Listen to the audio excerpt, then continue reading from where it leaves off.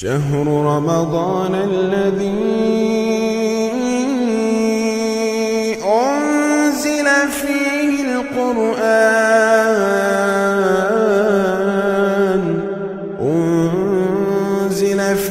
القرآن هدى للناس وبينات من الهدى والفرقان.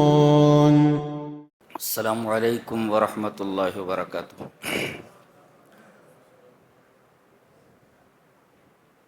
اعوذ باللہ من الشیطان الرجیم. بسم اللہ الرحمن الرحیم. الحمد للہ الذی انزل علی عبده الکتاب ولم یجعل له عوجا. سورہ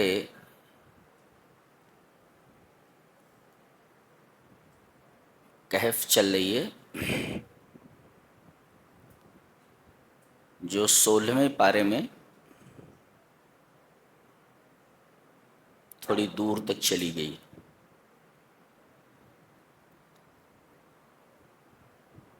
اس سورہ کریمہ میں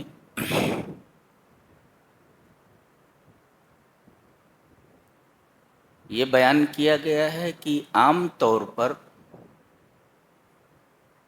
اللہ اپنے بندوں کو 4 چیزوں سے آزماتا ہے. یعنی یہ 4 آزمائشیں اس کے اوپر آتی ہیں.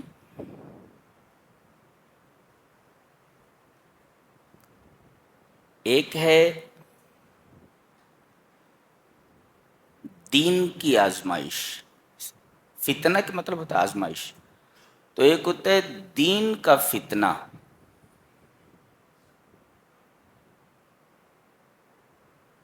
جس سے اصحاب کہف 2 4 ہوئے. یہ چند نوجوان تھے جو اپنے رب کے اوپر ایمان لائے اور ہدایت سے سرفراز ہوئے. وقت کی بے دین حکومت نے، وقت کے کافر اقتدار نے ان کے اوپر دباؤ ڈالا کہ یہ اپنے ایمان سے پھر جائیں. ظاہر ہے کہ یہ ایک آزمائش تھی. یہ نوجوان اپنے شہر سے بھاگ نکلے اور اللہ تعالیٰ نے انہیں نشانی بنا دیا. فرمایا گیا وَلَبِثُوا فِي كَهْفِهِمْ 300 سِنِينَ وَازْدَادُوا 9. آگے جا کر ایک غار میں چلے گئے اور اللہ نے ان پر نیند طاری کر دی اور یہ 300 سال تک سوتے رہے.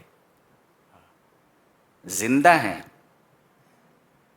نہ انہیں بھوک لگ رہی ہے، نہ انہیں پیاس لگ رہی ہے، نہ انہیں اور کسی چیز کی ضرورت ہے.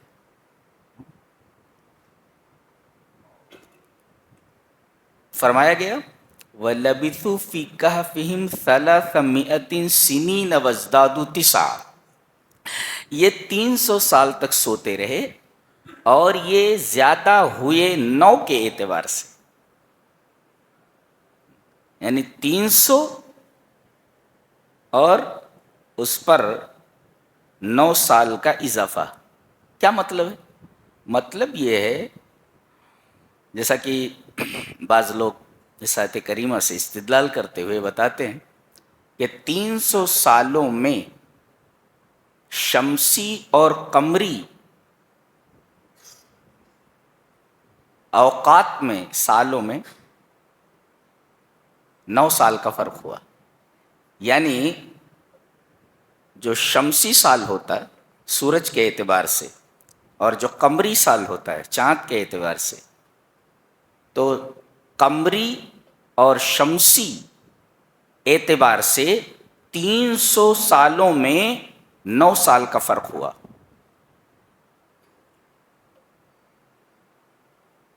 اس کو معیار بنا کر اگر کیلکولیشن کیا جائے تو ہر دن کے بارے میں معلوم کیا جا سکتا ہے کہ شمسی اور قمری سال میں کتنا فرق ہوا ہے.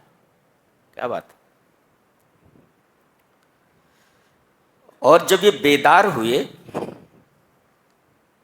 تو ان کی ایک بات رب تعالی نے بہت ہی نمایاں طریقے پر بیان فرمائی ہے. 300 سال تک سوتے رہے، پھر جب یہ اٹھے تو آپس میں باتیں کرنے لگے. کتنا سوتے رہے ہم لوگ، کتنا ٹھہرے یہاں پر. کوئی کہہ رہا ہے ایک دن، کوئی کہہ رہا ہے دن کا ایک حصہ، جبکہ 300 سال گزر چکے ہیں. انہوں نے کہا اللہ کو معلوم ہے کہ تم کتنا ٹھہرے ہو. قالوا اعلم بما لبثتم. 300 سال تک نہ بھوک لگی، نہ پیاس، نہ اور کسی چیز کی ضرورت پڑی. جیسے ہی یہ جاگے، انہیں بھوک لگ گئی، تو اپنے ساتھیوں میں سے ایک کو وہ پرانا روپیہ، پرانا سکہ جو 300 سال پہلے کا ہے، وہ دے کر کے بھیجا اور کہا کہ جا کر کے بستی سے کھانا لے آؤ، شہر سے کھانا لے آؤ. دیکھو فَبْعَثُوا أَحَدَكُمْ بِوَرِقِكُمْ، سکہ دے کر کے ان میں سے ایک کو بھیجو شہر کی طرف، الی المدینہ. فَلْيَنْظُرْ أَيُّهَا أَزْكَىٰ طَعَامًا، تو وہ دیکھے جا کر کہ پاکیزہ کھانا کون سا ہے. کیا بات. اس بات کو قرآن حکیم نے بہت نمایاں طریقے پر بیان کیا. پہلے اس پر ایک مفسر کا تبصرہ دیکھیں. وہ لکھتا ہے کہ الحرام لا یکون زکیا وکثیر من الناس لا یتحری الحلال وہذا من اسباب شقائی کثیر من البیوت. کیا تبصرہ ہے. کہتا ہے کہ حرام کھانا یہ زکی نہیں ہوتا، پاک نہیں ہوتا، ناپاک ہوتا ہے. حرام کھانا، حرام جو ہوتا وہ پاک نہیں ہوتا، زکی نہیں ہوتا. اور اکثر لوگ حلال و حرام کی تمیز نہیں کرتے، حلال روزی تلاش نہیں کرتے. اس کا نتیجہ کیا ہوتا ہے؟ وَهَذَا مِنْ أَسْبَابِ شَقَاءِ كَثِيرٍ مِنَ الْبُيُوتِ. یہ شہر میں یا کسی سوسائٹی میں اکثر گھروں کی بدنصیبی اور بدحالی کا سب سے بڑا سبب ہے. یعنی اگر آدمی حلال و حرام کی تمیز نہ کرے تو اس گھر میں برکت نہیں، بدبختی آتی ہے، بے برکتی آتی ہے. کتنے لوگ ہیں اپنے آپ کو مسلمان کہتے ہیں اور سود جیسی لعنت میں ملوث ہیں. برکت کیسے آ سکتی ہے؟ ان نوجوانوں کو دیکھو، ایک کو بھیج رہے ہیں پیسہ دے کر کے کہ لا کر کے پاک کھانا ہمیں دو، ناپاک نہیں. اب ذرا سوچو کہ یہ کیا چیز لے کر بھاگے تھے؟ توحید لے کر بھاگے تھے، اور اللہ نے انہیں سلا دیا. 300 سال کے بعد جب جاگے تو کس چیز کی بات کر رہے ہیں؟ حلال کھانے کی بات کر رہے ہیں. پتہ یہ چلا کہ توحید میں اور حلال روزی میں، توحید میں اور عقل حلال میں بڑا گہرا ربط ہے. آدمی جتنا حلال کھائے گا اس کی توحید اتنی ہی زیادہ بلند ہوگی، اور جتنا حرام کھائے گا اس کی توحید اتنی ہی زیادہ خراب ہوگی اور اتنی ہی زیادہ پست ہوتی چلی جائے گی. یہ بہت ہی خوبصورت بات کہی گئی. اچھا، تو جب آدمی دین کے فتنے میں مبتلا ہو تو کیا کرے؟ اس فتنے میں مبتلا ہو جائے تو کیا کرے؟ اللہ تبارک و تعالی نے اس کا علاج بیان فرمایا ہے. 2 کام کرنے ہیں، ایک صبر اور ایک نیک لوگوں کی صحبت. برے لوگوں کی صحبت سے الگ ہو جاؤ اور صبر اختیار کرو. صبر اور نیک لوگوں کی صحبت.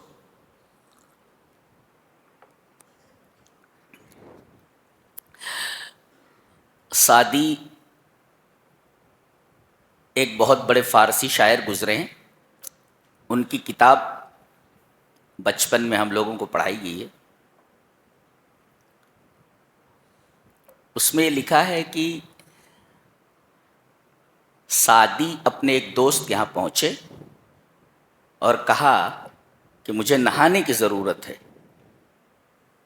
تو پہلے آج کل کے جدید طریقے والے صابن تو تھے نہیں، اس نے ایک خوشبودار مٹی لا کر دی. پہلے عورتیں بھی اسی مٹی سے نہاتی تھی، بالوں میں لگا لیتی جس سے جوئیں وغیرہ نکل جاتے تھے. اب تو طرح طرح کے صابن آ گئے. تو اس نے ایک خوشبودار مٹی لا کر کے دی کہ اسی سے نہا لو. لکھتے ہیں کہ گلے خوشبوئے در حمام روزے رسید از دست محبوب بدستم بدو گفتم کی مشکی یا عبیری کی از بوئے دلاوے دے تو مستم بگفتا من گلے ناچیز بودم ولیکن مدت باگل نشستم جمال ہم نشی در من اثر کرد وگرنہ من ہما خاکم کے ہستم. بہت پیاری بات کہی. کہہ رہے ہیں کہ ایک خوشبودار مٹی میرے دوست نے مجھے نہانے کے لیے دی، صابن کے طور پر استعمال کرنے کے لیے. اور میں حمام میں گیا تو مٹی مہک رہی تھی. تو میں نے اس سے پوچھا کہ تم مشک ہے یا عبیر ہے؟ اس لیے کہ میں تیری دلاوے اس خوشبو سے مست ہو گیا ہوں. تو مٹی ہے اتنی خوشبودار ہے. تو بدو گفتم کی مشکی یا عبیری، میں نے اس سے پوچھا کہ تم مشک ہے یا عبیر ہے کہ میں تیری دلاوے اس خوشبو سے مست. تو اس نے کہا کہ میں ایک ناچیز مٹی تھی لیکن ایک مدت تک میں پھول کے ساتھ رہی ہوں، تو میرے ہم نشین کے جمال نے میرے اندر اثر کر دیا، ورنہ میں وہی مٹی کی مٹی ہوں، پھول کے ساتھ رہی ہوں. تو اچھی صحبت اختیار کرو. کسی لوہار کے پاس بیٹھو گے تو ایک تو کالا دھواں تمہاری ناک کے ذریعے پیٹ میں جائے گا، اور ہو سکتا ہے کہ تمہارے کپڑے جل جائیں کہ بھٹی سے چنگاریاں اٹھ رہی ہیں. لیکن اگر کسی خوشبو بیچنے والے عطار کے پاس بیٹھو گے تو اگرچہ تم خوشبو نہ خریدو مگر تمہیں اس کی خوشبو ملتی رہے گی. تو صحبت نیکاں اختیار کرو. بتایا گیا وَاصْبِرْ نَفْسَكَ مَعَ الَّذِينَ يَدْعُونَ رَبَّهُمْ بِالْغَدَاةِ وَالْعَشِيِّ يُرِيدُونَ وَجْهَهُ. تم صبر کرو اور ان لوگوں کے ساتھ رہو جو اپنے رب کو صبح و شام پکارتے ہیں اور اس کی رضا چاہتے ہیں، انہی کے ساتھ رہو. تو اگر آدمی دین کے فتنے میں مبتلا ہو تو علاج یہ ہے کہ وہ صبر کرے اور اچھے لوگوں کی صحبت اختیار کرے. یہ اور دوسرا فتنہ ہے مال کا فتنہ. مال کے فتنے کے تعلق سے یہاں ایک نوجوان کا واقعہ بیان کیا جا رہا ہے کہ ایک مومن نوجوان ہے جس کا دوست کافر ہے، اور اس کافر دوست کے 2 باغ ہیں انگوروں کے، اور باغ کے چاروں طرف کھجوروں کے درخت ہیں، اور بیچ میں جو جگہ خالی وہاں کھیتی ہو رہی ہے. وَكَانَ لَهُ ثَمَرٌ، اور یہ باغ دونوں کے دونوں بڑے پھل دیتے تھے. نوٹوں میں کھیل رہا تھا، رولنگ ان منی، بالکل نوٹوں میں کھیل رہا تھا. تو اس کا دوست اس سے ملنے کے لیے آیا، کہا کہ چل اپنا فارم ہاؤس دکھاتا ہوں، اپنا باغ دکھاتا ہوں. دکھایا. فقال لصاحبه وهو يحاوره انا اكثر منك مالا واعز نفرا. یہ کافر دوست اپنا باغ دکھاتے ہوئے اپنے مومن دوست سے کہتا ہے، وهو يحاوره، بات کرتے ہوئے، انا اکثر منك مالا واعز نفرا، میں مال کے اعتبار سے تجھ سے زیادہ ہوں، میرے پاس تجھ سے زیادہ مال ہے. واعز نفرا، اور میرے پاس لوگوں کی تعداد بہت ہے، نفری بہت ہے، کام کرنے والے بہت ہیں، میرے رشتہ دار بہت ہیں، بہت سے میرے بیٹے ہیں، نفر. اور باغ میں چلتے ہوئے داخل ہوتے کہنے لگا اپنے نفس پر ظلم کرتے ہوئے، قال ما اظن ان تبید هذه ابدا، میرا یہ باغ کبھی تباہ نہیں ہوگا. ٹھیک ہے، یہاں تک تو کہا اس نے. وما اظن، یعنی میرا گمان یہ ہے کہ یہ باغ کبھی تباہ نہیں ہوگا. اور وما اظن الساعة قائمۃ، اور میں سمجھتا ہوں کہ قیامت وامت کوئی چیز نہیں ہے، قیامت نہیں آنے والی ہے. دیکھو یہ دوسری بات، وما اظن الساعة قائمۃ، قیامت قائم ہونے والی ہی نہیں ہے. تیسری بات بڑی خطرناک ہے، وَلَئِن رُدِدتُّ إِلَىٰ رَبِّي، بفرض محال، مان لو سپوز اگر مرنے کے بعد زندگی ہوئی تو میں جب اپنے رب کی طرف لوٹ آیا جاؤں گا تو اس سے بہتر چیز مجھے وہاں ملنے والی ہے. لوگ یہ کہتے ہیں یہاں مل رہا ہے تو وہاں بھی ملنے والا ہے. یہ دیکھو مومن دوست کیا کہنے لگا، قال له صاحبه وهو يحاور اكفرت بالذي خلقك من تراب، ارے تو اپنے اس رب کا انکار کر رہا ہے جس نے تجھ کو مٹی سے پیدا کیا، خلقك من تراب ثم من نطفہ، پھر نطفے سے، ثم سواك رجلا، تجھے ایک معتدل اور بہترین نوجوان بنایا ہے. لیکن هو اللہ ربی، تم مان یا نہ مان، میرا اللہ ہی رب ہے اور میں اپنے رب کے ساتھ شرک نہیں کروں گا. ولا اشرک بربی احدا،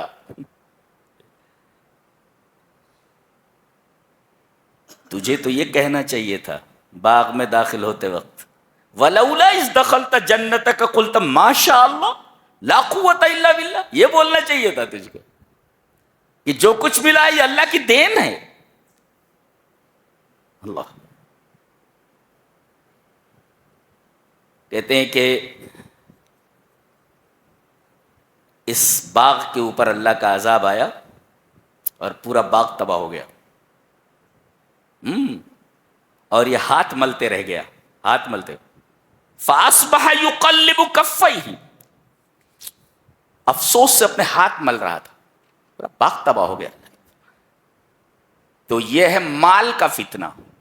مال کے فتنے میں مبتلا ہو کر کے آدمی شرک کرنے لگتا ہے، یہاں تک کہ مرنے کے بعد کی زندگی کا انکار کر دیتا ہے اور اللہ کی دی ہوئی نعمتوں کو اپنی محنت کا ثمرہ اور اپنی محنت کا نتیجہ سمجھتا ہے.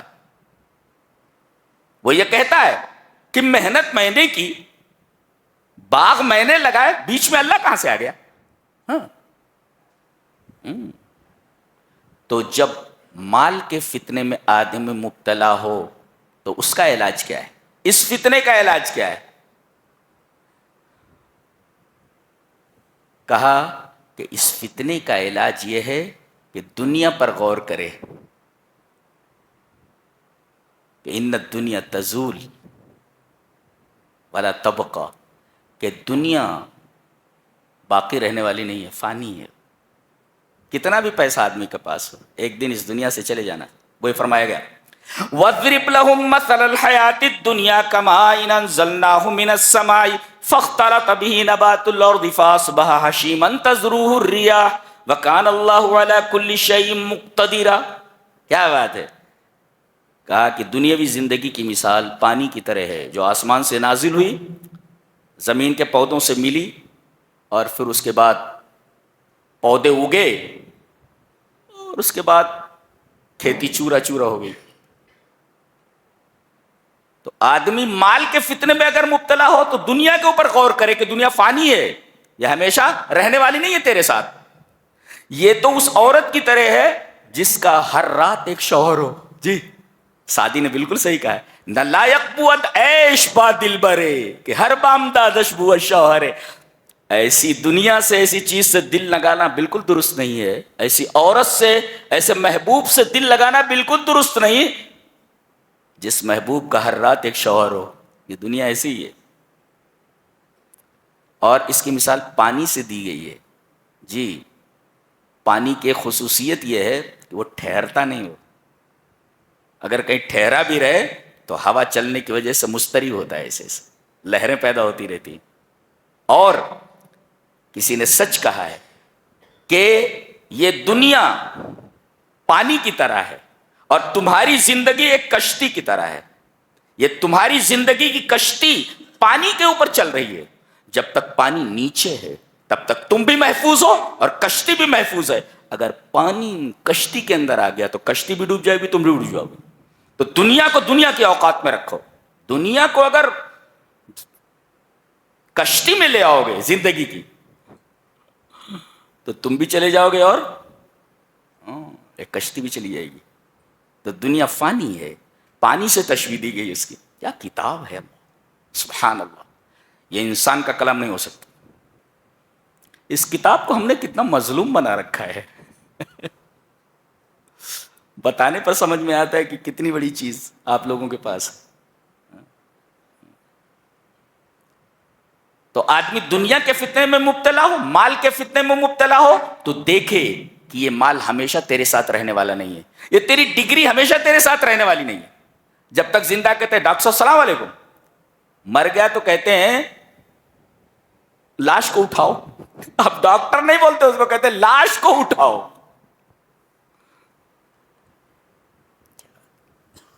زندہ تو کہتے ہیں پروفیسر صاحب السلام علیکم. پروفیسر صاحب اسکول میں آئے کہ نہیں آئے؟ مر گئے کہنے لگے کہ اس لاش کو کب اٹھانے والے ہو, جنازہ کب اٹھایا جانے والا ہے. یہ نہیں کہتے پروفیسر صاحب کو کب اٹھانے والے ہو. پروفیسری ختم ہو گئی یہاں پہ, ڈاکٹری ختم ہو گئی یہاں پہ, انجینئرنگ ختم ہو گئی. اس پوائنٹ پر آنے کے بعد سب کچھ فنش ہو جاتا ہے اور ہم اسی کی طرف بڑھ رہے ہیں. The life is going to finish. کہانی ختم ہونے جا رہی ہے ہر ایک کی. جی وہاں تک پہنچنا. تو مال کے فتنے میں مبتلا ہو تو دنیا پر غور کرے, دنیا کی بے ثباتی پر. شیلے کی نظم میں نے پڑھی تھی, کہتا ہے the flower that smiles today tomorrow dies, all that we wish to stay comes and does fly. کیا بولتے, چلیے اس کو ایک آیت کریمہ کے تناظر میں دیکھیں گے اس کو. جی اور پھر تیسرا فتنہ ہے علم کا فتنہ. جیسے حضرت موسیٰ علیہ السلام نے ایک دفعہ تقریر فرمائی تو ایک آدمی نے کہا کہ آپ دنیا کے سب سے بڑے عالم ہیں, عالم اہل الارض, دنیا کے سب سے بڑے عالم ہیں. کہا کہ ہاں. اللہ کو ان کی یہ ادا پسند نہیں آئی. کہا کہ رخت سفر باندھو, میرا ایک بندہ مجمع البحرین پر رہتا ہے, دو دریاؤں کے سنگم پر, ملو پتہ چلے گا کہ علم کسے کہتے ہیں. اپنے ایک ساتھی غالباً یوشع ابن نون ہے, ساتھ میں لے کر کے چلے اور کہا کہ پتہ کیسے لگے گا کہ وہ ملیں گے کہاں. کہا کہ زنبیل میں تلی ہوئی مچھلی لے لو, یہ مچھلی تمہیں بتا دے گی کہ تمہیں ملنا کہاں ہے. چلے فلما بلغا مجمع بینہما نسیا حوتہما فاتخذ سبیلہ فی البحر سربا. وہ زنبیل وانوں رکھا تھا, وہ تلی ہوئی مچھلی نکل کر کے پانی میں چلی گئی. کیا بات ہے, تلی ہوئی مچھلی نکل کر پانی میں چلی گئی. ہمارا رب کیسا ہے اللہ, تلی ہوئی مچھلی کو زندہ کر کے پانی میں بھیج دیتا ہے. سبحان اللہ. اللہ تیری عظمت کے قربان, تیری ربوبیت کے قربان, تیری رحمت کے قربان. کیسا ہمارا رب ہے. تلی ہوئی مچھلی نکل کر کے دریا میں چلی گئی. اور کوئی چیز اگر پانی میں سے نکل کر آگے چلی جائے تو پانی مل جاتا ہے آپس میں, لیکن وہ مچھلی اس طرح گئی تھی کہ سرب بنا ہوا تھا. سرب کا مطلب ہوتا ہے ایک سرنگ بنی ہوئی تھی کہ مچھلی ادھر سے گئی ہے, پانی کے اندر سرنگ بنا دیا اس نے, اور سرنگ ایسے بنی ہوئی ہے. مچھلی بھی اس کے قبضہ قدرت میں، اب پانی بھی اس کے قبضہ قدرت میں۔ پھر آگے نکل گئے تھے، فلما جاوزا، آگے نکل گئے، قال علی فتح، اپنے ساتھی سے کہا، آتنا غدان، وہ ناشتہ لاؤ، غدا مینس ناشتہ، بریک فاسٹ، وہ کھانا لاؤ، کھانا، لقد لقینا من سفرنا هذا نصبا، ارے بہت تھک گئے اس سفر سے بھائی، لاؤ کھانا کھا لیتے۔ کہنے لگے، قال ارأیت اذ اوینا الی الصخرہ، وہ چٹان کے پاس جب ہم لوگ آئے تھے تو فینی نسیت الحوت، مچھلی کو میں بھول گیا، حوت مینس مچھلی، فش، فینی حوت مانے فش، مچھلی، فینی نسیت الحوت، اور بھولا کیوں، مما انسانیہ الا الشیطان ان اذکرہ، شیطان نے بھلا دیا، مجھے یاد ہی نہیں رہا۔ شیطان ایسے کاموں میں انسان کے پیچھے لگا رہتا ہے اور زیادہ سے زیادہ پریشان کرتا ہے، مارتا تو نہیں لیکن ہلاکان بہت کرتا ہے، ہلاکان بہت کرتا ہے۔ اور پہنچے واپس، لوٹے، دیکھا، فرتد علی آثارہما قصصا، اسی راستے پر دوبارہ پیچھے لوٹے، دیکھا کہ مچھلی اسی طرف سے گئی ہے، دیکھا ایک صاحب ہے، السلام علیکم، وعلیکم السلام، ملے، یہ حضرت خضر ہیں۔ پھر کہنے لگے میں آپ سے پڑھنے کے لیے آیا ہوں۔ بولے میرے ساتھ رہ کر صبر نہیں کر سکتے؟ پتہ یہ چلا کہ آدمی تعلیم جب حاصل کرے تو بنیادی چیز اس کے لیے صبر ہے، صبر اور استقامت۔ ایک IAS کی تیاری کرنے والے بچے کو کتنی محنت کرنی پڑتی ہے، ایک MBBS کے طالب علم کو پریپیئر ہونے کے لیے کتنی تکلیفوں سے گزرنا پڑتا ہے۔ میرے بارے میں کہا جاتا ہے کہ میں ایک IAS آفیسر لڑکے سے زیادہ محنت کرتا ہوں، زیادہ پڑھتا ہوں، ان سے زیادہ پڑھتا ہوں، اتنی کتابیں پڑھتا ہوں، بہت کم سوتا ہوں، عادت ہے میری، کتاب میری زندگی ہے، مجھے نیند نہیں آتی، کوئی کتاب اگر مل جائے ختم کیے بغیر نہیں رکھتا میں، یہ عادت ہے۔ کہا کہ صبر نہیں کر سکتے میرے ساتھ، اور میرے ساتھ رہنے کے لیے صبر لازم ہے۔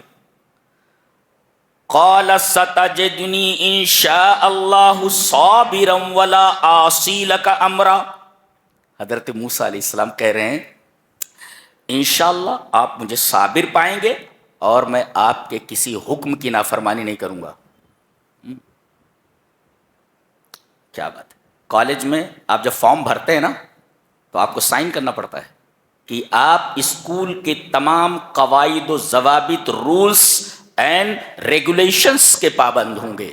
دیکھو یہاں ایک ہی ٹکڑے میں بتا دیا گیا، ولا اعصی لک امرا، میں اس پیپر پر سائن کرتا ہوں۔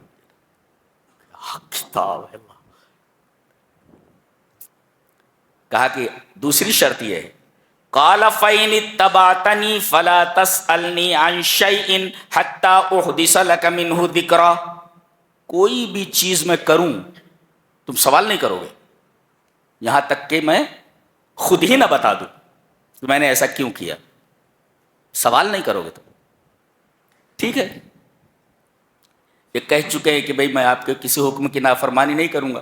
دونوں چلے، اب ایک کشتی میں سوار ہو کر کے اس پار جانا ہے، دریا کے کنارے آئے، چڑھ گئے، حتی اذا رکبا فی السفینۃ خرقھا، جیسے ہی یہ کشتی میں پہنچے اس کے تختے اکھاڑنے لگے۔ حضرت موسیٰ نے دیکھا کہ خضر اس کشتی کے تختے اکھاڑ رہے ہیں، سب اس کو توڑ پھوڑ رہے ہیں، برداشت نہیں کر سکے۔ قال اخرقتھا لتغرق اہلھا، ارے آپ اس کے تختے اکھاڑ رہے ہیں، سوراخ کر رہے ہیں، آپ کشتی والوں کو ڈبونے کا ارادہ رکھتے ہیں؟ دیکھو انہوں نے کہا کشتی والوں کو، یہ نہیں کہا کہ ہم کو ڈبانے کے لیے۔ پتہ یہ چلا کہ جو انبیاء ہوتے ہیں، جو بڑے لوگ ہوتے ہیں، انہیں اپنے سے زیادہ دوسروں کی فکر ہوتی ہے۔ کیا تعلیم ہے، دیکھا کیا تعلیم، ایک ٹکڑے کے اندر تعلیم دے دی گئی کہ جینا ہوتا ہے اصلی جینا جو دوسروں کے لیے جیا جائے، اپنے لیے تو کتا بھی جی لیتا ہے جی، اصل جینا ہے کہ دوسروں کے لیے جیا جائے، دوسروں کے دکھ درد کو بانٹا جائے۔ یا آپ مسجد میں آتے ہیں نماز تو کہیں بھی ہو سکتی تھی، آپ کو بلا عذر مسجد میں آنے پر وعید کیوں سنائے گی کہ بلا عذر آپ مسجد میں نہیں آ رہے؟ جی، اس وجہ سے کہ آپ دیکھیں کہ میرا کون سا بھائی پریشان ہے، کس کو کیا تکلیف ہے، اگر آپ اس تکلیف کو دور کر سکتے ہیں آپ دور کریں، اس لیے آپ کو جمع کیا جاتا ہے، ورنہ یہ عبادت تو کہیں بھی ہو سکتی تھی۔ آپ دیکھیں امام کو کیا تکلیف ہے، مؤذن کو کیا تکلیف ہے، کوئی بیمار ہے نماز میں شامل ہے اس کو کیا تکلیف ہے، آپ کے پڑوسی کو کیا تکلیف ہے، چاہے وہ مسلم ہو یا غیر مسلم ہو۔ تو اصل جینا ہے دوسروں کے لیے جینا، ورنہ اپنے لیے تو کتا بھی جی لیتا ہے۔ دیکھو انہوں نے یہ نہیں کہا کہ ہم کو ڈبونے کا ارادہ ہے، کہہ رہے ہیں کہ کشتی والوں کو آپ ڈبو دیں گے ایسا لگتا ہے۔ بعض لوگوں نے اس کی تفسیر یہی کی ہے کہ انبیاء کو اپنے سے زیادہ دوسروں کی فکر ہوتی ہے، اور انبیاء جتنے بڑے لوگ ہوتے ہیں ان کی یہی عادت ہوتی ہے، اپنے سے زیادہ دوسروں کی فکر ہوتی ہے۔ بڑے عظیم لوگ ہوتے ہیں، بہت عظیم الشان ہوتے ہیں۔ لقد جیت شیئا امرا، آپ نے بہت برا کام کیا بولے۔ قال الم اقل انک لن تستطیع معی صبرا، میں نے بولا تھا نا کہ تم صبر نہیں کر سکو گے، ابھی وعدہ کیے تو بولوں گا نہیں، سوال کر بیٹھے تم۔ پتہ یہ چلا کہ جو نبی ہوتا ہے، نبی اگر کوئی منکر کام دیکھتا ہے تو اعتراض کے بغیر نہیں رہتا، غلط ہے تو غلط ہے، وعدہ کرنے کے بعد بھی انہوں نے کہہ دیا آپ نے غلط کام کیا ہے، اچھا اس کے بعد معافی مانگ رہے ہیں۔ قال اللہ تواخذنی بما نسیت، بھول گیا، بھولے سے ایسا ہو گیا، بما نسیت بھول گیا میں، تو مجھے مواخذہ مت کیجیے۔ کہا ٹھیک ہے۔ فانطلقا، کشتی سے اتر کر کے آگے بڑھے۔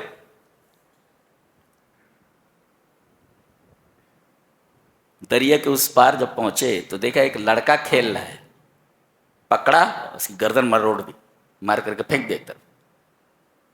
حتی اذا لقیا غلاما فقتلا، ایک لڑکے کو دیکھا، پکڑا، اسے مار دیا۔ قال اقتلت نفسا زکیۃ بغیر نفس لقد جئت شیئا نکرا، پھر بول پڑے ہو۔ اس لیے کہ کوئی غلط کام دیکھ کر نبی چپ نہیں ہو سکتا، بظاہر یہ قتل ناحق تھا، ایک بچے کو مار دینا۔ حضرت خضر نے کہا قال الم اقل لک انک لن تستطیع معی صبرا، میں نے تم سے کہا نہیں تھا کہ میرے ساتھ رہ کر تم صبر نہیں کر سکتے؟ اب مجبور ہو گئے۔ قال ان سألتک عن شیء بعدها فلا تصاحبنی، اگر اس کے بعد میں نے سوال کیا کسی چیز پر تو آپ مجھے اپنے سے الگ کر دیجئے۔ فانطلقا، چلے، حتی اذا اتیا اہل قریۃ استطعما، ایک بستی میں پہنچے، بھوکے تھے بیچارے، بستی والوں سے کہا کہ بھئی کھانا دے دو۔ ضرورت پڑنے پر انسان کہیں بھی جا کر کے کھانا مانگ سکتا ہے، انہوں نے کھانا مانگا۔ بستی والے اتنے بخیل تھے، بعض لوگ ایسے ہوتے ہیں چمڑی چلی جائے مگر دمڑی نہ جائے، ہاں یہ ایسے ہی تھے۔ فَأَبَوْا أَن يُضَيِّفُوهُمَا، انہوں نے ان کو مہمان بنانے سے انکار کر دیا کہ مہمان نہیں بناتے۔ اچھا، بہرحال بیچارے بھوکے سوئے ہوئے تھے، گاؤں میں سے نکل کر انہیں دوسری طرف جانا تھا۔ گاؤں میں جیسے کہ دیکھا کہ ایک دیوار گرا چاہتی ہے، a wall ready to collapse، دیکھا کہ ایک دیوار ہے جو بالکل گرا چاہتی ہے، اراد ان ينقض، گرنے والی ہے، ریڈی ٹو کلیپس، بالکل گرنے والی ہو۔ حضرت خضر علیہ السلام آگے بڑھے اور اپنی جو قوت تھی جسے اللہ نے عطا کی تھی لگا کر کے دیوار کو سیدھا کر دیا۔ اب یہ تو غصے میں تھے ہی، ویسے بھی جلالی پیغمبر ہے، غصے میں آئے۔ قال لو شئت لاتخذت علیہ اجرا، پیسے لے لیتے تھے۔ بولے اتنے بخیل تھے کہ انہوں نے ہمیں مہمان نہیں بنایا تو دیوار سیدھی کرنے کے لیے پیسہ لے لیتے تھے۔ لو شئت لاتخذت علیہ اجرا، پیسے لے لیتے۔ قال هذا فراق بینی و بینک، تمہاری شرط کے مطابق اب میں تمہیں اپنے ساتھ نہیں رکھ سکتا. چلو. سوال یہ ہے کہ موسیٰ سیکھنے کیا گئے تھے اور کیا سیکھا؟ جواب یہ ہے کہ وہ اتنی بڑی یونیورسٹی تھی، حضرت موسیٰ جیسے عالم کا داخلہ بھی نہیں ہوا اس یونیورسٹی میں. اتنا بڑا عالم ہے خضر. یہ اللہ نے بتایا کہ تم کہتے ہو تم سب سے بڑے عالم ہو، میرے اس بندے سے ملو کتنا بڑا عالم ہے یہ. اب جب جانے لگے تو کہا کہ جن جن چیزوں پر تم صبر نہیں کر سکے اور سوال اٹھاتے رہے، اس کی وجہ نہیں جاننا چاہو گے؟ ضرور. نبی کریم صلی اللہ علیہ وسلم کی حدیث ہے، آپ نے فرمایا کاش موسیٰ تھوڑا صبر کر لیتے تو پتہ نہیں کتنے عجائبات ہمیں سننے کو ملتے. نبی کریم صلی اللہ علیہ وسلم نے خواہش فرمائی کہ موسیٰ کو تھوڑا خاموش رہنا چاہیے تھا، صبر کرنا چاہیے تھا، تو عجائبات دیکھنے کو ملتے. عجائبات دیکھنے کو نبی کریم ہمارے نبی نے خواہش ظاہر فرمائی کہ اگر موسیٰ تھوڑا صبر کر لیتے تو پتہ نہیں کتنے عجائبات دیکھنے کو ملتے. بہرحال صبر نہیں کر سکے. حضرت خضر نے کہا کہ اب جائیے، آپ ہمارے اسکول میں آپ کا داخلہ نہیں ہوگا. ٹیسٹ میں آپ ناکام ہوئے. جو آپ کا ٹیسٹ لیا گیا ہے داخلے کے لیے، اس ٹیسٹ میں آپ ناکام ہو چکے ہیں، ٹیسٹ میں فیل ہو چکے ہیں آپ. جائیے. لیکن جن چیزوں پر تم صبر نہیں کر سکے اس کا جواب نہیں سنو گے. وہ کشتی جس کے میں تختے اکھاڑ رہا تھا اور خراب کر رہا تھا، اما السفینۃ فکانت لمساکین یعملون فی البحر، یہ مسکینوں کی کشتی ہے. بیچارے بڑی محنت کرتے ہیں، مشکل سے ان کا گزارا ہوتا ہے، ان کے بال بچوں کا پیٹ بھرتا ہے. مسکینوں کا ہے. یعملون فی البحر، جو دریا میں کام کرتے ہیں. فاردت ان اعیبھا، میں نے چاہا کہ اس کشتی کو عیبدار بنا دوں، اس لیے کہ آگے ایک بادشاہ ہے، بہت ظالم بادشاہ ہے، اچھی کشتی دیکھ لیتا ہے، کشتی لے لیتا ہے. اس میں ایک مفسر نے بڑا اچھا نکتہ بیان کیا ہے کہ کبھی کبھی اللہ تبارک و تعالی چھوٹی مصیبت میں مبتلا کر کے بڑی مصیبت کو دور کر دیتا ہے. یہ دیکھو، یہاں تختے توڑنے کی بات تھی، یہاں تو پوری کشتی ہاتھ سے چلی جاتی تھی. اچھی کشتی دیکھتا تھا، غصب کر لیتا تھا. اس وجہ سے میں نے وہ کشتی کے تختے یا اس میں ہم نے خرق کیا.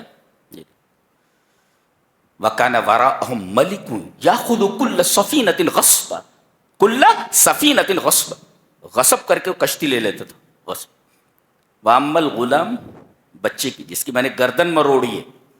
فَكَانَ أَبَوَاهُ مُؤْمِنَيْنِ، اس بچے کے ماں باپ مومن ہیں، ایمان والے ہیں. فَخَشِينَا أَن يُرْهِقَهُمَا طُغْيَانًا وَكُفْرًا، یہ اپنے ماں باپ کو آگے چل کر کے کہیں طغیان اور کفر میں نہ مبتلا کر دے، اپنے ماں باپ کے ایمان کے لیے خطرہ بن جائے. اللہ، یعنی ایمان ایسی قیمتی شے ہے کہ جان دی جا سکتی ہے، ایمان نہیں دینا چاہیے. جان چلی جائے کوئی پرواہ نہیں، ایمان ہاتھ سے نہیں جانا چاہیے. دیکھیں یہاں پر فَأَرَدْنَا أَن يُبْدِلَهُمَا رَبُّهُمَا خَيْرًا مِّنْهُ زَكَاةً وَأَقْرَبَ رُحْمًا. وہ بچہ تو مر گیا. حضرت خضر فرما رہے ہیں ان مومن ماں باپ کو اس سے اچھا بدلہ اللہ دینے والا ہے، بہترین اولاد دینے والا. یہ تو نافرمان اولاد ہے جو اپنے ماں باپ کے ایمان کے لیے خطرہ بن سکتی تھی. اللہ نیک اولاد دینے والا ہے ان کا. تو کبھی کبھی کوئی چیز اللہ لے لے تو ذہن میں بات رکھو کہ اس سے اچھی چیز دینے کا ارادہ فرمایا ہے اس نے. فَأَرَدْنَا أَن يُبْدِلَهُمَا رَبُّهُمَا خَيْرًا مِّنْهُ زَكَاةً وَأَقْرَبَ رُحْمًا. اس وجہ سے میں نے اس کو مارا کہ اپنے ماں باپ کے ایمان کے لیے خطرہ نہ بن جائے، اس لیے کہ ماں باپ اس کے مومن ہیں. اور یہ دیوار جو میں نے سیدھی کی، وَأَمَّا الْجِدَارُ فَكَانَ لِغُلَامَيْنِ يَتِيمَيْنِ فِي الْمَدِينَةِ، اس شہر کے اندر یہ گھر جس کی یہ دیوار تھی جس کو میں نے سیدھا کیا، یہ 2 یتیم بچوں کی ہے اور اس کے نیچے خزانہ گڑا ہوا ہے. وَكَانَ أَبُوهُمَا صَالِحًا، ان کا باپ نیک تھا. حضرت ابن عباس فرماتے ہیں حُفِظَا بِصَلَاحِ أَبِيهِمَا، یہ دونوں یتیم بچے اپنے باپ کے مال سے محروم نہیں ہوئے، حضرت خضر کے ذریعے وہ مال اللہ نے بچا دیا، کیونکہ ان دونوں یتیم بچوں کا باپ نیک تھا۔ پتہ یہ چلا کہ نیکیاں نسلوں میں متوارث ہوتی ہیں، باپ نیک ہو تو باپ کی نیکی کا فائدہ بچوں کو ملتا ہے، اور باپ برا ہو تو اس کی برائی کا نقصان بچوں کو بھگتنا پڑتا ہے۔ یہ قاعدہ ہے۔ یہ ہم لوگ اپنے بچوں کے لیے بینک بیلنس بنانے کے چکر میں ہیں، تم اچھے بنو، اللہ تبارک و تعالیٰ خود تمہارے بچوں کے لیے بینک بیلنس تیار کر دے گا۔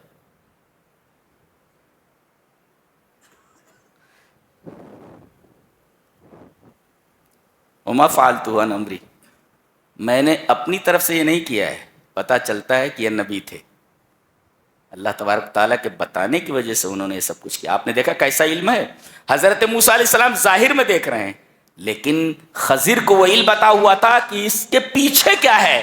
یہ بہت گہرا علم ہے، یہ علم سب کو نہیں دیا جاتا۔ حضرت موسیٰ صرف دیوار دیکھ رہے ہیں، حضرت خضر دیکھ رہے ہیں کہ دیوار کے نیچے خزانہ گڑا ہوا ہے۔ کیسی نگاہ ہے، کیسا علم ہے، دیکھ رہے ہیں۔ تو یہ علم ہے۔ تو علم کا فتنہ اگر آئے اور آدمی علم کے فتنے میں مبتلا ہو تو اسے تواضع اور عاجزی اختیار کرنی چاہیے۔ جتنا بڑا عالم ہو اتنا اس کے اندر تواضع ہو، اتنی خاکساری ہو۔ عالم کے اندر کبر نہیں آنا چاہیے، تکبر نہیں آنا چاہیے۔ علم جتنا بڑھے اسے اتنا زیادہ متواضع ہونا چاہیے، خاکسار ہونا چاہیے۔ تو اگر آدمی علم کے فتنے میں مبتلا ہو تو عاجزی، خاکساری اور تواضع اختیار کرے، تب نعمت علم کا شکریہ ادا ہوگا۔ اچھا، اب آ رہا ہے اقتدار کا فتنہ، بادشاہت کا فتنہ۔ وَيَسْأَلُونَكَ عَنْ ذِي الْقَرْنَيْنِ، یہ آپ سے ذوالقرنین کے بارے میں سوال کرتے ہیں۔ یہ تاریخی چیز ہے، یہ نبی کو کیسے معلوم؟ جو کسی کالج میں نہیں گیا، جو کسی مدرسے میں نہیں گیا، نہ اس نے کسی ہسٹورین سے کوئی ہسٹری پڑھی ہے، کیسے بتا رہا ہے یہ؟ اور یہ سب کچھ دوسری کتابوں میں ہے۔ وَيَسْأَلُونَكَ عَنْ ذِي الْقَرْنَيْنِ، ذوالقرنین کے بارے میں سوال کرتے ہیں۔ بتایا گیا یہ ذوالقرنین ایک بادشاہ تھا جس کو کیخسرو یا خورس کہتے، خورس کچھ بھی نام رہا ہوگا، یہ اس کا لقب ہے، یہ ذوالقرنین۔ جواب دیا گیا کہ یہ بہت بڑا بادشاہ تھا، اس نے 3 سفر کیے تھے، ایک مشرق، ایک مغرب اور ایک شمال مشرق میں، ایک مغرب، ایک مشرق اور ایک شمال یا شمال مشرق۔ پہلا سفر مغرب کی طرف، چلتا چلا گیا حتی اذا بلغ مغرب الشمس، یہاں تک کہ ایسی جگہ پر پہنچا جہاں سورج ڈوبتا ہو، ایسا لگا اسے، یعنی آگے پانی ہی پانی تھا، آبادی تھی ہی نہیں، اور اس نے دیکھا کہ سورج ایک گدلے پانی کے چشمے میں ڈوب رہا ہے۔ حقیقت میں ایسا ہے نہیں، جیسے چاند ایک تشتری کی طرح لگتا ہے، لیکن چاند تشتری کی طرح نہیں ہے، بلکہ ایک قرا ہے پورا کا پورا۔ تو اس نے دیکھا کہ سورج ایک گدلے پانی کے چشمے میں ڈوب رہا ہو، اسے ایسا لگا۔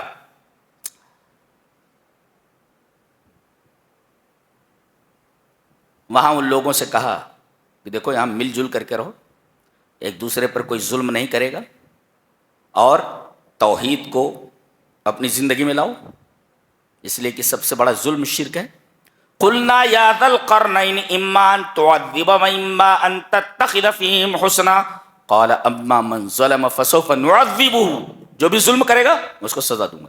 تو یہ مغرب کا سفر ہے، یہ ایسا سیاح ہے جو مغرب میں چلتا چلا گیا اور وہاں جا کر رکا کہ آگے پانی ہی پانی تھا، کوئی آبادی نہیں تھی۔ اس جگہ کون سی آبادی تھی؟ چند لوگ تھے وہاں جو کوئی شریعت اور کوئی عقیدہ ان کے پاس نہیں تھا، آپس میں لڑتے بھیڑتے رہتے تھے، ظلم کرتے رہتے تھے ایک دوسرے پر۔ اس نے ڈانٹا ان کو، کہا کہ مل کر کے رہو اور ایک دوسرے پر کوئی ظلم نہ کرے۔ اور وَأَمَّا مَنْ آمَنَ وَعَمِلَ صَالِحًا فَلَهُ جَزَاءً الْحُسْنَى، ایمان قبول کر لو عمل صالح کرو، اچھے بن کر کے رہو، یہ ان کو بتایا اسے. اور پھر دوسرا سفر اس کا ہوا مشرق کی طرف. حتی اذا بلغ مطلع الشمس، یہ تو پہلا سفر تھا جہاں سورج ڈوبتا ہے وہاں تک پہنچا. اور دوسرا سفر جہاں سورج نکلتا ہے، ایسا لگتا ہے جیسے نکل رہا ہوں یہاں سے، وہاں پہنچا. تو دیکھا کہ وہاں پر ایک ایسی قوم رہ رہی ہے جو گھر نہیں بناتی. ان کے اور سورج کے درمیان کوئی چیز حائل نہیں ہو رہی، کوئی پردہ نہیں ہے. ہو سکتا ہے ننگے رہے ہوں، بہت ساری جگہوں پر لوگ ننگے رہتے، مرد اور سب ننگے رہتے، ننگے تھے. ان کے اندر کوئی تہذیب و تمدن نہیں تھا، کوئی سویلائزیشن نہیں تھا ان کے پاس. پھر اس کے بعد یہ شمال کی طرف روانہ ہوا اور ایسی جگہ پر پہنچا جہاں ایک درہ تھا. اس درے کے دوسری طرف سے یاجوج ماجوج آ کر متمدن اور مہذب آبادیوں کے اوپر حملہ کرتے تھے اور لوٹ مار کر کے چلے جاتے تھے. یہ وہاں پہنچا تو لوگوں نے اس سے ریکویسٹ کی، کہا کہ اس درے کو بند کر دیجیے آپ، تاکہ یاجوج ماجوج کے فتنے سے ہم محفوظ ہو جائیں. اس نے کہا کہ مین پاور چاہیے ہمیں، آدمی دو، بقیہ پیسہ ہم دیتے ہیں. ایک سد تیار کی اس نے، اور پھر ایسی سد تھی کہ یاجوج ماجوج اس پر چڑھ بھی نہیں سکتے، اس کو توڑ بھی نہیں سکتے، تو سوراخ بھی نہیں کر سکتے. یاجوج ماجوج کون ہے پتہ نہیں، اس لیے کہ اللہ تبارک و تعالی کی بیان کردہ بعض باتیں اپنے ظہور میں وقت کی منتظر ہیں. جب ظاہر ہوگا تو پتہ چل جائے گا اچھا یہ یاجوج ماجوج. ابھی قیاس آرا ہی نہیں کی جا سکتی کہ روس والوں کو یاجوج ماجوج کہا جاتا ہے یا کہیں پہ ہیں، کیا کہیں پر ہیں یہ جی، اپنے وقت پر ظاہر ہو جائیں گے. پتہ چل، ہم نہیں تو ہماری نسلیں دیکھ لیں گی کون ہے. تو قرآن حکیم کے بعض بیان کردہ واقعے اپنے ظہور میں وقت کے منتظر ہیں. وقت جب آئے گا تو پتہ چل جائے گا کہ یہ کون ہے اور کہاں رہتے تو کدھر سے نکلیں گے یہ. بہرحال وہ درے کو اس نے بند کر دیا. یہ بادشاہ تھا. آدمی کو اللہ جب بادشاہت دے، اقتدار دے، تو اسے کیا کرنا چاہیے؟ اقتدار کے فتنے سے محفوظ رہنے کے لیے کیا کرے؟ اس نے کہا رحمت من ربی، اس نے کہا کہ یہ میرے رب کی طرف سے رحمت ہے. یہ میرے رب کی طرف سے رحمت ہے، یہ جو اللہ تبارک تعالی نے مجھے عطا کیا ہے. تو آدمی کو جب اللہ اقتدار دے تو اقتدار کو اللہ کی رحمت سمجھے، اور رحمت سمجھتے ہوئے لوگوں کی خیر خواہی دن رات کرتا رہے. اس کا یہ کام ہے. جب یہ رحمت ہے تو لوگوں پر رحم کرے، لوگوں کی خیر خواہی کرے. آج تو ووٹ مل جاتا ہے، اس کے بعد نظر ہی نہیں آتے کہاں گئے چرے، کہاں گئے جی. تو اقتدار میں آدمی جب آ جائے تو اسے اللہ کی طرف سے رحمت سمجھنا چاہیے کہ اقتدار اللہ کی رحمت ہے اور ہمیں لوگوں کے اوپر رحم کرنا چاہیے. آگے سورہ مریم،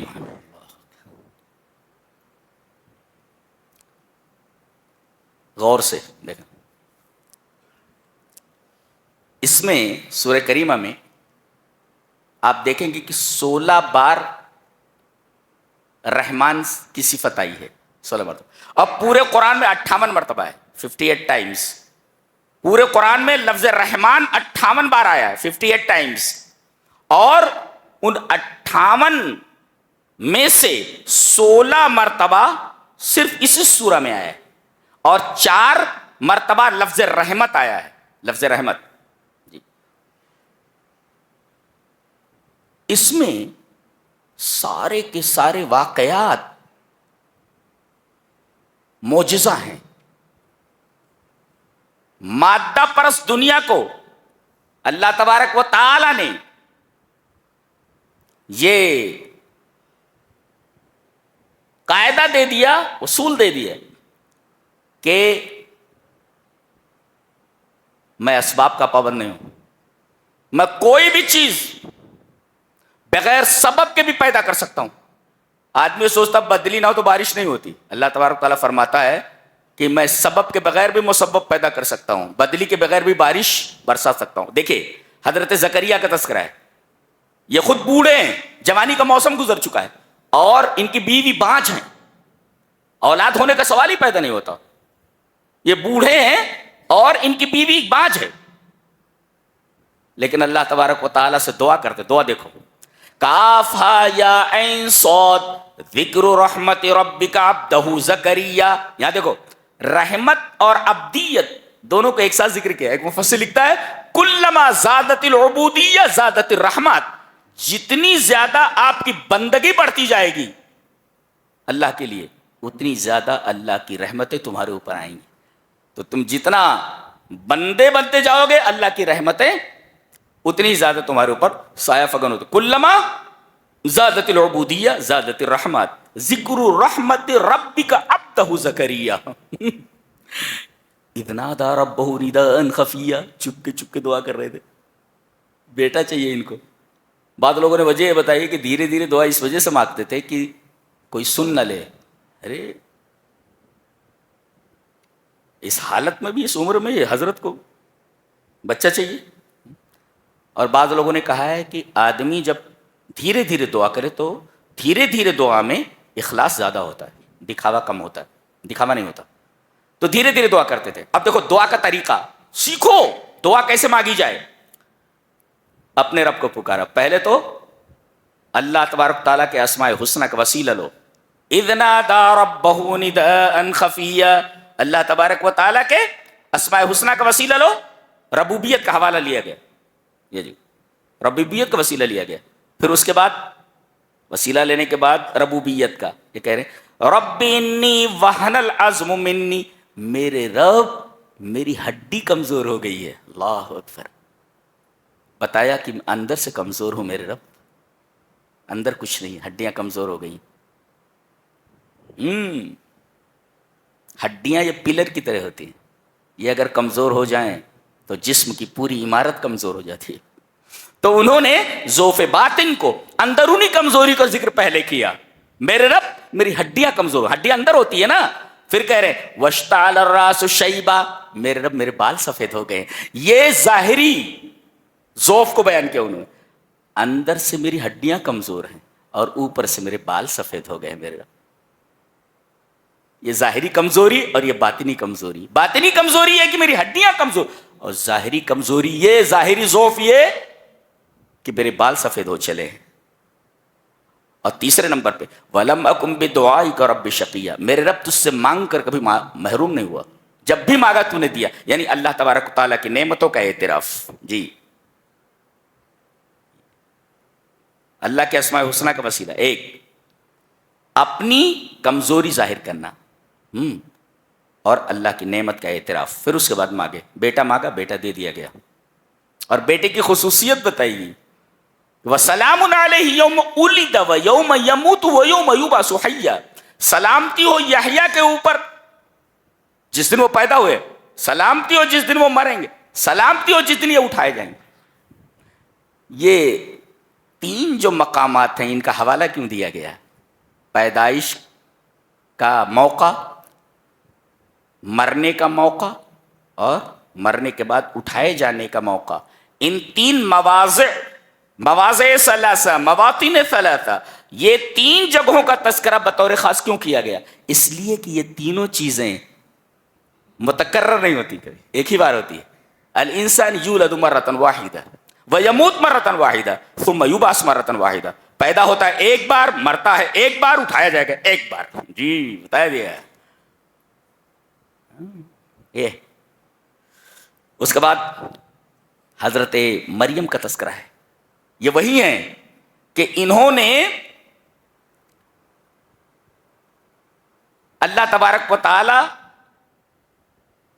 کی جو مسجد ہے بیت المقدس، اس میں خدمت کو انجام دینا قبول کیا تھا، جیسا کہ ان کی والدہ کی نظر تھی. وہ ایک شرقی مکان میں رہتی تھی، مشرق کی طرف جو تھا، مشرق کی جگہ تھی، اور باقاعدہ پردے میں رہتی تھی، حجاب لگا رہتا تھا وہاں. باقی عورتوں کے لیے پردہ ضروری ہے. فَاتَّخَذَتْ مِن دُونِهِمْ حِجَابًا.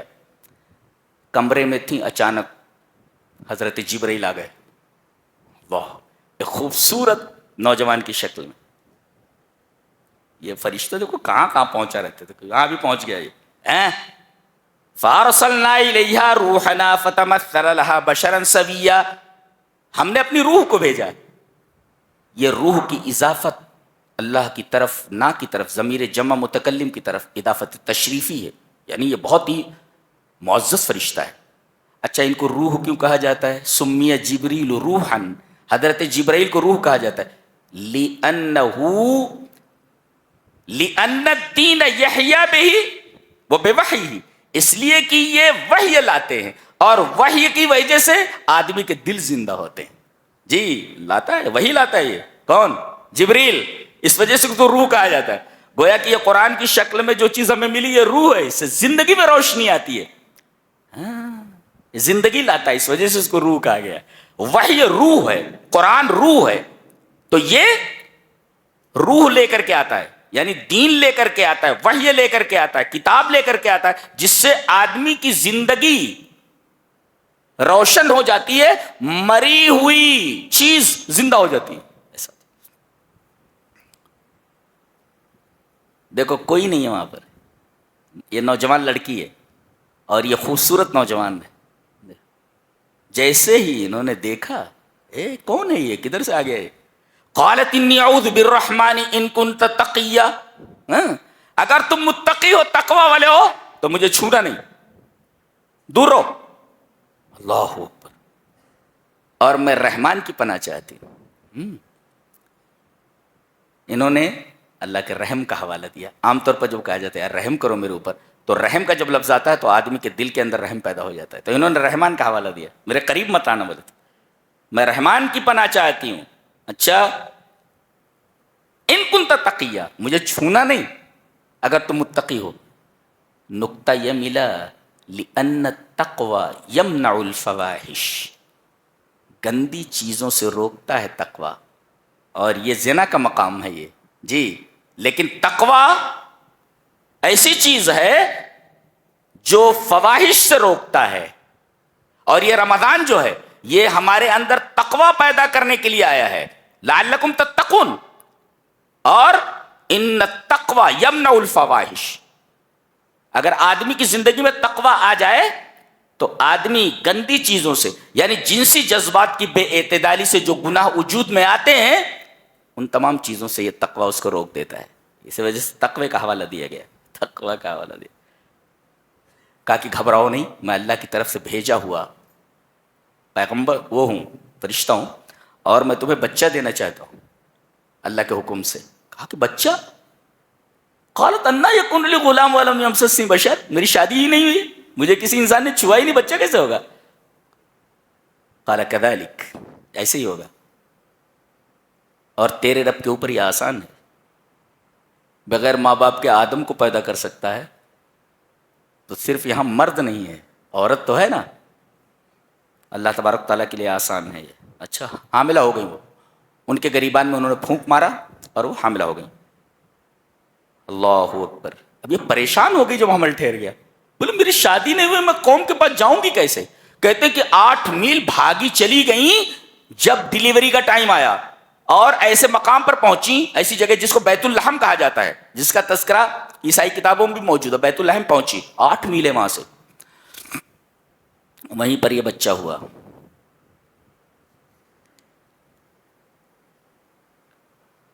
بھوک لگی ہے، پیاس ہے. اللہ تبارک و تعالیٰ نے ریتیلے میدان کے اندر ایک چھوٹی سی نہر جاری کر دی. کہا کہ پی پانی. ریگستان میں نہریں کہاں ہوتی ہیں جی. اور بھوکی تھی. ایک ٹنڈ منڈ کھجور کا درخت تھا، پتے بھی نہیں تھے، کچھ نہیں تھا. کہا کہ اس کو ہلاؤ، اس کو ہلاؤ، اس میں تو کچھ ہے ہی نہیں. ہلانے لگی تو تازہ کھجور گرنے لگے. سبب نہیں ہے لیکن مسبب موجود ہے. صحرا میں دریا نہیں ہوتے، اللہ نے پیدا کر کے بتایا. اللہ نے فرمایا کہ مادہ پرستو سنو، تم مادے کے پیچھے بھاگ رہے ہو، میں بغیر سبب کے مسبب پیدا کر سکتا ہوں. صحرا میں نہر جاری کر سکتا ہوں، ٹنڈ منڈ کھجور کے درخت سے تازہ پھل، تازہ کھجور پیدا کر سکتا ہوں، دے سکتا ہوں. اور میں اپنی اس بندی کی آبرو کے لیے گہوارے میں موجود، گہوارے میں رہنے والے بچے کو زبان دے دیتا ہوں. یہ لے کر کے پہنچی، کہنے لگے ارے یہ کیا کر دیا؟ یا اخت ہارون ما کان ابوک امرأ سوء وما کانت امک بغیہ. قوم کہنے لگی اے ہارون کی بہن، یہ تو نے کیا کر دیا؟ تیرا باپ برا آدمی نہیں تھا اور تیری ماں یہ زانیہ نہیں تھی، یہ تو نے ایسا کیسے کیا؟ دیکھو سب سے پہلے بھائی کا تذکرہ ہوا ہے، اے ہارون کی بہن. پتہ یہ چلا کہ بہنوں کے اوپر سب سے زیادہ نگاہ بھائیوں کو رکھنا چاہیے، یہ بتایا گیا. اس لیے کہ باپ تو ڈیوٹی پر چلا گیا، ماں گھر کے کاموں میں ہے، یہ نٹھلا گھوم رہا ہے ادھر ادھر.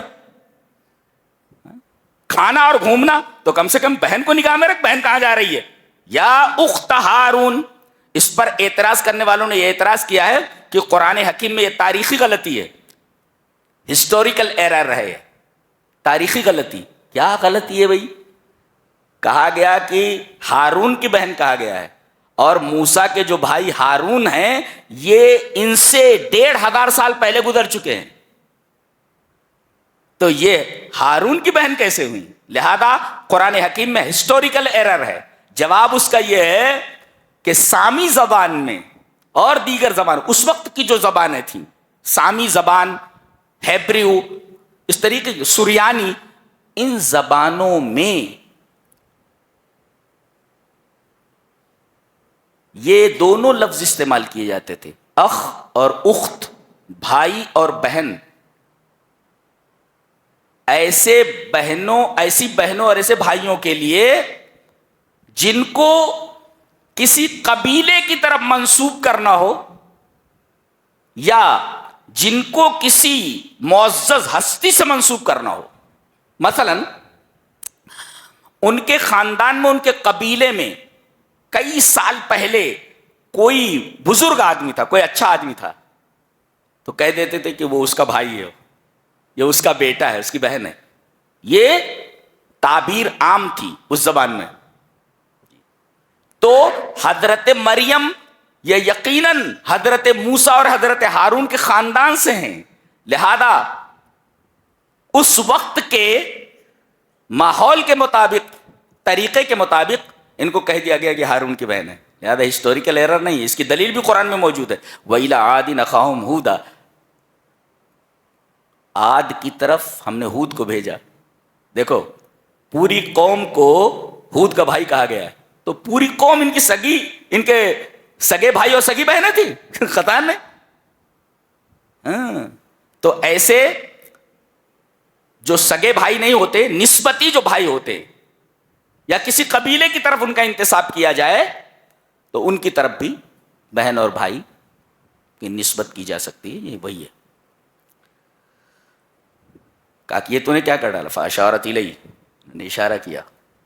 قالوا کیف نکلم من کان فی المہد صبیا. ہم بچے سے کیسے بات کر سکتے ہیں؟ بچہ بولتا تھوڑی ہے، یہ تو چھوٹا بچہ ہے، یہ کیسے ہم سے بات کرے گا؟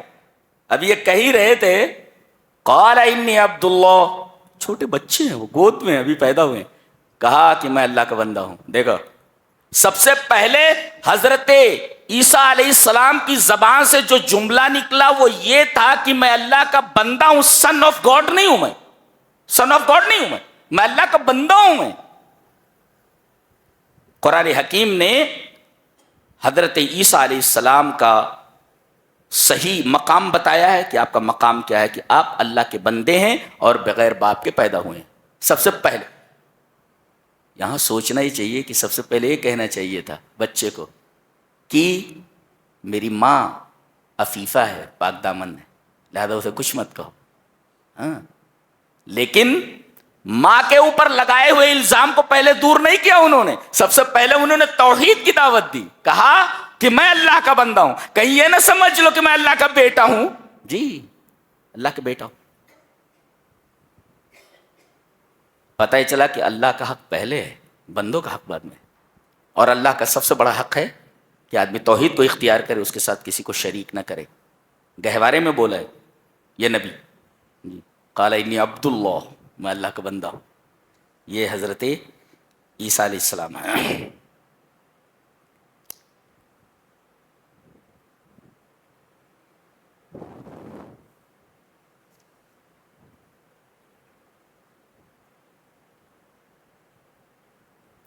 یہاں ترکی بترکی ایک سوال کا جواب دیا جا رہا ہے. سوال بہت اہم ہے.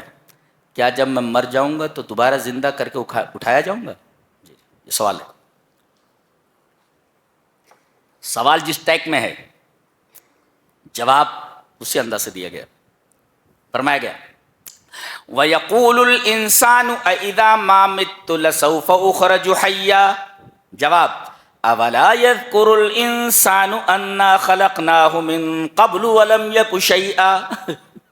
اب دیکھ رہے ہیں انداز بیان دیکھ رہے ہیں آپ. سوال جس انداز سے کیا گیا ہے جواب بھی اسی انداز سے دیا گیا ہے. سوال کیا ہے؟ وَيَقُولُ الْإِنسَانُ انسان یہ بولتا ہے اِذَا مَا مِتُّ جب میں مر جاؤں گا تو لَسَوْفَ أُخْرَجُ حَيًّا تو میں کیا بعد میں اٹھایا جاؤں گا؟ یہ سوال ہے. جواب أَوَلَا يَذْكُرُ الْإِنسَانُ أَنَّا خَلَقْنَاهُ مِن قَبْلُ وَلَمْ يَكُ شَيْئًا. اس اعتراض کرنے والے انسان کو یہ معلوم نہیں کہ ہم نے اس کو پیدا کیا جبکہ وہ کچھ نہیں تھا. تو نتھنگ سے ہم نے سم تھنگ کیا, اب ہم اس کو نتھنگ کرتے تو دوبارہ سم تھنگ کیوں نہیں کر سکتے؟ اس لیے کہ پہلی چیز بنانا مشکل ہوتی ہے, بنا کر کے اگر بگڑ جائے تو دوبارہ اس کو بنانا آسان ہوتا ہے. کیا لیکن انداز کتنا پیارا ہے. دیکھیں یہ باس بعد الموت کی دلیل دی گئی ہے. جس انداز کا سوال ہے اسی انداز سے جواب ہے. وَيَقُولُ الْإِنسَانُ أَإِذَا مَا مِتُّ لَسَوْفَ أُخْرَجُ حَيًّا. سوال جواب أَوَلَا يَذْكُرُ الْإِنسَانُ أَنَّا خَلَقْنَاهُ مِن قَبْلُ وَلَمْ يَكُ شَيْئًا. کیا پیارا انداز ہے بات کرنے کا. سبحان اللہ, کمال کی کتاب, کمال کی کتاب. اس کے بعد سورہ طٰہٰ ہے. سورہ طٰہٰ کے بارے میں یہ جان لیں کہ اللہ تبارک تعالیٰ نے ارشاد فرمایا وَإِن تَجْهَرْ بِالْقَوْلِ اگر تم زور سے بولو. کتنی بڑی بات کہی گئی. کروڑوں لوگ, دنیا کے تمام لوگ ایک جگہ جمع ہو کر کے اگر بولنے لگیں تو موبائل کام کرنا بند کر دیتا ہے. سارے لوگ جمع ہو جائیں تو فریکوینسی متاثر ہو جاتی ہے. اللہ فرماتا ہے دنیا کے سارے لوگ ایک ساتھ جتنی بھی زبان میں کچھ کہنا چاہیں, تمام کی باتیں سمجھتا ہوں سنتا ہوں بولتے ہو, ایک ساتھ آوازیں ایک دوسرے میں مکس نہیں ہوتی. میرے نزدیک کیا علم ہے, کیا قدرت ہے اللہ. وَإِن تَجْهَرْ بِالْقَوْلِ زور سے بولو. زور سے آدمی بولتا ہے, لاکھوں لوگ ایک ساتھ بولنے لگے سمجھ میں نہیں آتا کون کیا بول رہا ہے. اللہ فرماتا ہے ہمیں معلوم ہے تم کیا بول رہے ہو اور کون کیا بول رہا ہے, اور یہ تو چھوڑو تو زور سے بول رہے ہو. فَإِنَّهُ يَعْلَمُ السِّرَّ وَأَخْفَى. سر کا مطلب یہ ہے کہ آدمی بولے تو ایک آدمی سنے. ایک آدمی سن رہا ہو, رب فرما رہا ہے میں یہ بھی جانتا ہوں اس ایک آدمی سے کیا کہہ رہے ہو. اور وَأَخْفَى اور میں اس بات کو بھی جانتا ہوں جو تم اپنے سے کرتے ہو. دوسرے کسی سے کرتے ہو کیا بات کرتے ہو مجھے معلوم ہے. یہاں تک کہ تم اپنے سے بات کرتے ہو کوئی دوسرا نہیں سن رہا ہے تب بھی میں جانتا ہوں تم اپنے سے کیا بات کر رہے ہو. کمال علم ہے اللہ, کمال علم ہے. ایسا کہہ سکتے ہو کہ جو علم تمہارے شعور میں ہے, کانشینس میں ہے, میں اسے بھی جانتا ہوں, اور جو علم تمہارے سب کانشینس میں اسے بھی میں جانتا ہوں. شعور میں کیا ہے وہ بھی میں جانتا ہوں, تحت شعور میں کیا ہے اسے جانتا ہوں. سر کانشینس, اخفا سب کانشینس. تمہارے شعور میں کیا ہے اور تمہارے لاشعور میں کیا ہے سب میں جانتا ہوں. سبحان اللہ, کیا علم ہے. سبحان اللہ, سبحان اللہ.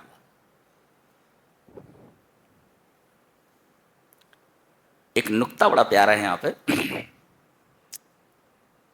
اللہ تبارک تعالیٰ حکم دے رہا ہے موسیٰ کو اور ہارون کو, فرعون کے پاس جاؤ اور اسے میرا پیغام پہنچاؤ, شاید وہ نصیحت حاصل کر لے. یہی ابن معاذ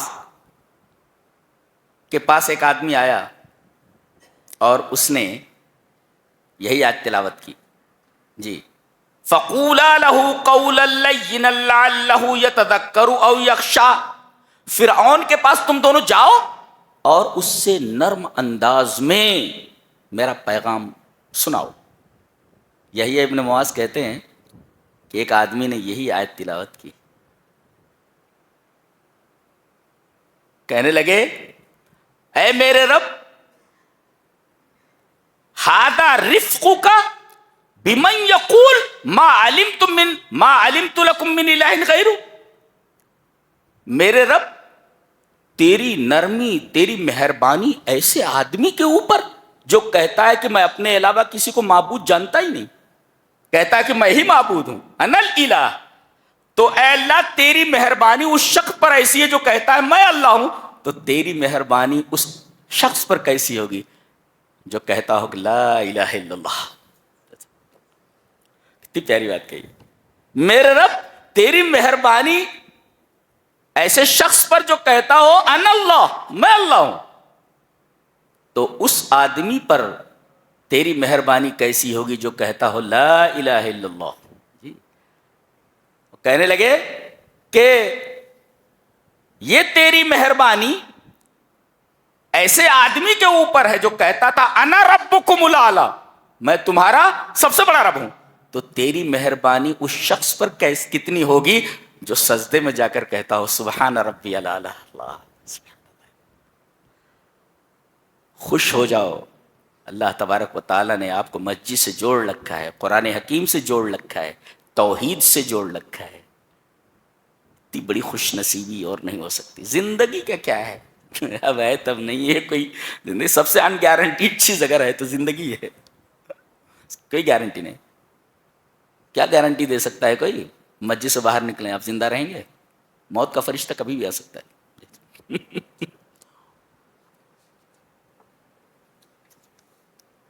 کیا بات ہے، زندگی بنانے والی کتاب ہے یہ، زندگی بنا دیتی.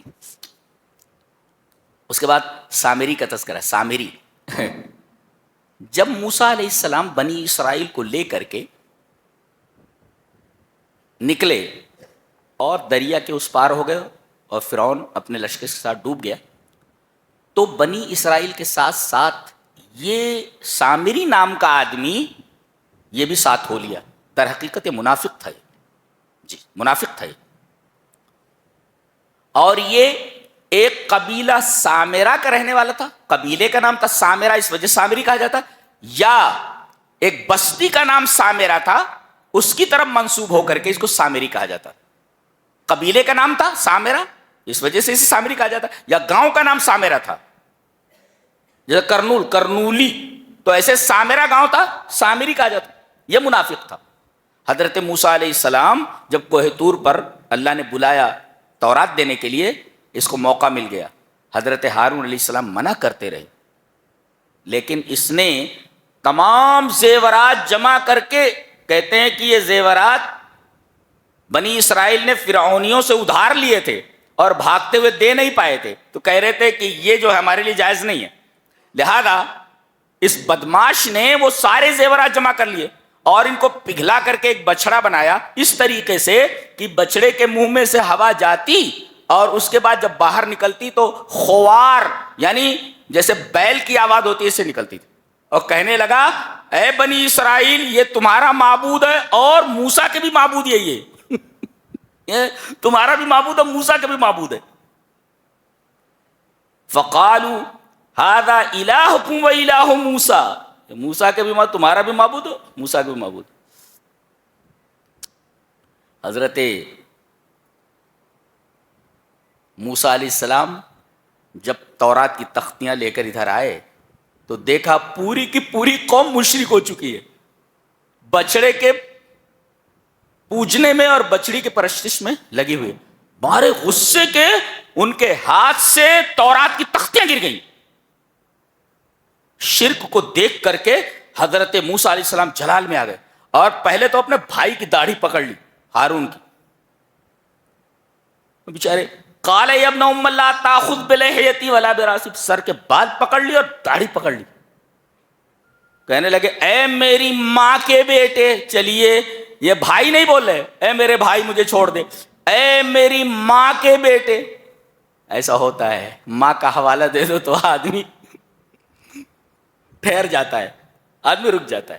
امی کا حوالہ آ گیا, یبن اماں, اے میری ماں کے بیٹے. انہوں کیا کہنے چاہیے, بھیا مجھے چھوڑ دو. اے میری ماں کے بیٹے کہہ رہے, ماں کا حوالہ دے رہے, مجھے چھوڑ دو. میں نے سنبھالنا چاہا ہے, سنبھلے نہیں ہے. کہاں ہے وہ, بلاؤ اس کو. آیا, قال فما خطبک یا سامری, کیا جال بوال ہے تیرا یہ سب, کیا پھیلا رکھا ہے تو نے یہ سب. اما بتاتا ہوں تجھے. کہا کہ یہ جو تیرا بچڑا ہے سونے کا بنا ہوا, اس کو تو میں پہلے جلاتا ہوں اور جلا کر کے اس کے دریا میں پھینک دیتا ہوں, ایک. اور دنیا میں تیری جو سزا ہوگی وہ یہ ہے کہ تو آبادی میں رہ ہی نہیں سکتا. اگر تجھے کوئی چھو دے تو چھونے والا بھی بخار میں مبتلا ہو جائے گا اور تو بھی بخار میں مبتلا ہو جائے. لہذا یہ بھاگ کر جنگل میں چلا گیا اور وہیں ادھر ادھر گھومتا رہتا تھا اور گھومتے گھومتے مر گیا وہ. کچھ لوگ آتے اسے چھونے کے لیے تو بھاگتا تھا, لا میساس, don't touch me, touch me not, touch me not, لا میساس, مجھے چھونا نہیں. اس لیے کہ جو چھوتا وہ بھی بخار میں مبتلا ہو جاتا اور یہ بھی بخار میں مبتلا ہو جاتا. تو اس مشرک کی زندگی تڑپ تڑپ کر کے گزری ہے. اور جہاں تک اس بچڑے کی بات تھی, حضرت موسیٰ علیہ السلام نے کہا وانظر الی الہک الذی ظلت علیہ عاکفا, جس کا اعتکاف کیے بیٹھے تیرے اپنے معبود کی, میں کیا کرتا ہوں, لنحرقنہ, اسے جلا دے. اس میں بھی معجزہ ہے. سونا جلتا نہیں ہے کبھی بھی, سونا جلتا نہیں ہے, اور گرم کرنے کے بعد اس کا وزن بھی کم نہیں ہوتا.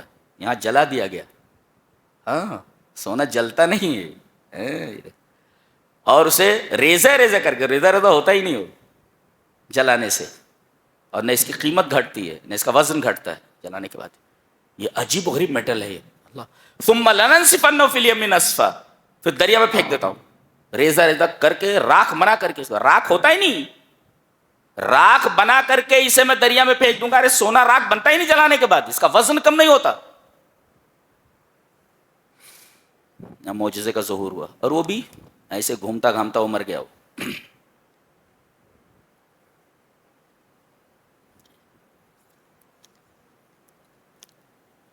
آگے فرمایا گیا, اے میرے حبیب لا تمدن عینیک الی ما متعنا به ازواجا منهم زہرۃ الحیاۃ الدنیا لنفتنہم فیہ ورزق ربک خیر وابقی. میرے حبیب, اللہ تبارک تعالیٰ اپنے رسول کو مخاطب کر کے بولتا ہے کہ ہم نے جو دنیا والوں کو نعمتیں عطا کی ہیں, جو عیش اور جو آرام عطا کیا ہے, جو مال و دولت, اس کی طرف آنکھیں پھیلا کر مت دیکھو, آنکھیں پھیلا کر مت دیکھو. اس لیے کہ یہ جو دیا گیا ہے ان کو, یہ آزمائش ہے ان کے لیے. اس آزمائش میں پورے نہیں اترے تو یہ مال و دولت, یہ تعیش ان کے لیے فتنہ ہے, آزمائش ہے, یہ جہنم میں جانے والے ہیں. اور کہا نعمتوں کو کہ یہ زہرا ہے. زہرا مانے پھول. اللہ, اور پھول کے بارے میں آپ کو معلوم ہے, وہی میں کہنے جا رہا تھا جو شیلے نے کہا ہے. کیا کہتا ہے, the flower that smiles today tomorrow dies, all that we wish to stay comes and does fly. یعنی یہ پھول, the flower that blooms and then fades away. یہ پھول جو ہوتا ہے نا, اس کی زندگی کیا ہوتی ہے, کھلتا ہے اور اس کے بعد مرجھا جاتا ہے اور گر جاتا ہے. تو دنیا اس نبات, شبہ اللہ بالنبات الذی یظہر ویذبل ثم یزول. اللہ تبارک و تعالی نے دنیا کی زندگی کو پھول سے تشبیہ دی ہے. پھول یہ کھلتا ہے, یظہر ویذبل ثم یذبل, پھر وہ مرجھا جاتا ہے, ثم یزول, then disappears, then withers and disappears. تو ایسی چیز کے پیچھے کیوں پڑے ہوئے ہو جس کا یہ حال ہو, جس کا یہ حال ہو, جو کھلے اور مرجھا کر گر جائے. ایسی زندگی ہے دنیا کی. آگے فرمایا گیا وَأَمُرْ أَهْلَكَ بِالصَّلَاةِ وَاصْطَبِرْ عَلَيْهَا, اپنے اہل و عیال کو نماز کا حکم دیتے رہو, وَاصْطَبِرْ عَلَيْهَا, اور اس کے اوپر ثابت قدم رہو، صبر کرو. لا نسألک رزقا نحن نرزقک والعاقبۃ للتقوی.